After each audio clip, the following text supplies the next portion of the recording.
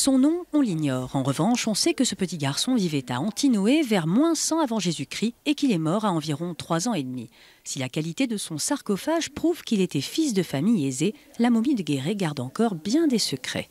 On espère avoir beaucoup plus d'informations sur ce qui est à l'intérieur de la momie, puisque aujourd'hui on ne débandelaie plus les momies. On a la chance là d'avoir quelque chose d'intact et du coup on aimerait avoir des détails sur l'épaisseur des bandelettes, sur également la cause de la mort.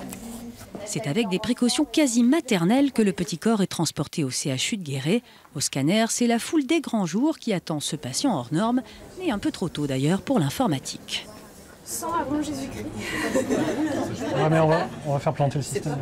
Vous mettez la date d'aujourd'hui, si vous voulez bien. Première découverte, l'enfant porte 4 bracelets. Les dernières analyses réalisées il y a 30 ans n'en avaient décelé que 3, et ce n'est qu'un début. Voilà, ici, là, on voit, tac, voilà, cette structure-là.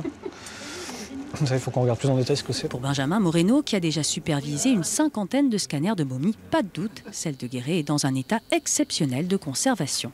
On voit que l'ensemble de la cavité thoracique et l'abdomen a été évidé, que les embaumeurs ont bien pris soin de retirer les organes, de les préparer pour ensuite les remettre sous forme de paquets canopes dans l'abdomen. Ça redonne vraiment vie à cette petite momie.